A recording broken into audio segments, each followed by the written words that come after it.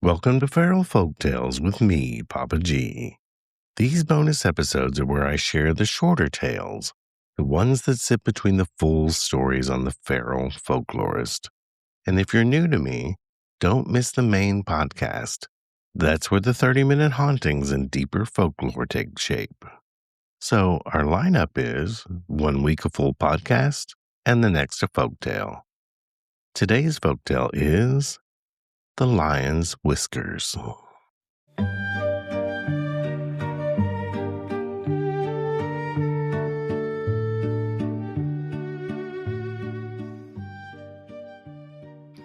There was a woman who went looking for a remedy that sounded impossible. She did not go looking for money or luck. She wanted peace in her own house. And when a person wants that badly enough, they will try things that do not make sense on paper. Her husband was not a cruel man, but his temper was sharp. Small things set him off: a late meal, a question asked the wrong way, a bad day that followed him through the door. It wore the woman down because living around anger makes a person measure every word before they speak. People in her village had advice for everything, whether it helped or not. Some told her to ignore him. Some told her to answer back. Some told her to pray harder. None of it changed the way the house felt. So she went to an older woman who was known for giving answers that actually worked. That woman listened without interrupting. She did not gasp or scold. She just watched the wife's face while she talked, which told her plenty. When the wife finished, the older woman told her she needed a lion's whisker. The wife thought she misheard. She asked how a person could possibly get close enough to a lion to take anything from it and still come home alive. The older woman told her that was the price of the remedy. She said the wife could come back when she had the whisker in her hand. The wife walked home with her stomach tight. She did not tell her husband where she had been. She did not tell the neighbors. She cooked dinner and moved through the evening like normal. But her mind kept returning to that one word: lion. The next morning she took a piece of meat and went out beyond the fields where the grass grew taller and the land turned rough. She did not go wandering at random. She went where people said lions sometimes came down for water. She sees it before she feels ready. A lion is lying in the shade near a bend in the river. It is not moving much, but its head is up. Its eyes are open. It is watching her the way a lion watches anything that comes close. The wife does not run. She does not rush forward either. She sets the meat on the ground and backs away, the way you back away from a fire that is still burning. Then she leaves. The next day she comes again with another piece of meat. The lion is there again, and it watches her the same way. She puts the meat down a little closer than before, then backs away. She keeps doing it. Day after day she brings meat and places it down, and each time she stands a little closer before she steps back. Each time the lion waits until she is far enough away, then rises and eats. It does not charge and it does not roar. It simply lets her know he is aware of her, which is its own kind of warning.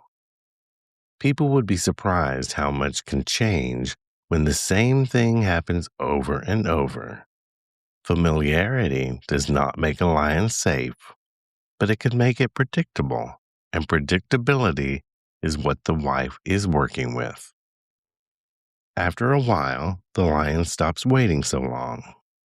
One day it stands while she is still there. Another day it eats while she is only a few steps back. The wife keeps her breathing steady and her movements slow. She learns the distance that makes the lion calm and the distance that makes it tense. She learns not to stare straight into its eyes. She learns not to move like prey. Then one morning, she comes out with the meat, and the lion walks toward her instead of waiting. Her legs want to lock up, but she stays where she is. She lowers the meat and holds it out, not shaking, but not pulling back. The lion takes it from her hand. Its whiskers brush her fingers, stiff and bright in the morning light. She stands there while it eats. After that, she is able to get close enough to see the whiskers clearly. She keeps coming. She keeps feeding it. She keeps moving the same careful way. Then the day comes when the lion settles down after eating and closes its eyes, full and heavy. The wife kneels close enough to smell its fur. Her hands are steady in a way that they were not at the beginning. She reaches out, pinches one whisker between two fingers, and pulls. The lion's eyes open. Her heart drops hard, but she does not jump back. She stays still. She keeps her body quiet. After a moment, the lion blinks, shifts its head, and settles again, like it decided she is not worth the trouble. The wife backs away with that whisker curled in her fist, like a thin black wire. She returns to the older woman's house before she can talk herself out of it. She opens her hand and shows what she brought. The older woman looked at the whisker and then at the wife's face. She notices the way the wife is standing. She notices the way she is breathing. Then she tells her she does not need the whisker at all. The wife does not understand. The older woman tells her she already did the hard part. She tells her that if she learned how to approach a lion without getting herself killed, she can learn how to approach a man's temper the same way. She can choose her timing. She can speak when the moment is right. She can move slow instead of rushing into the teeth of it. The wife goes home with the whisker still in her pocket, but she stops treating it like the real cure. Over the next weeks, she changes how she deals with her husband. She does not poke at him when he comes in from a hot day. She does not match his volume.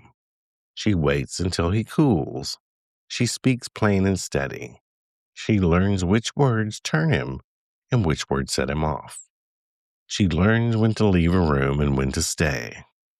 None of this is dramatic. It is just careful. And slowly the house changes. Not like a spell that fixes everything at once. It changes the way a person changes when they realize their anger is not getting them what they want. The husband still has a temper, but it stops running the whole house.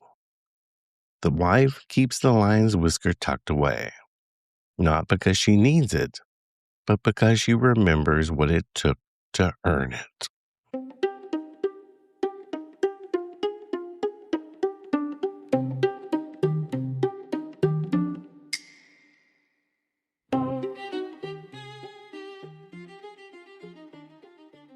So this story shows up in different places, including Ethiopian tellings, and it works because the impossible ingredient is really a test.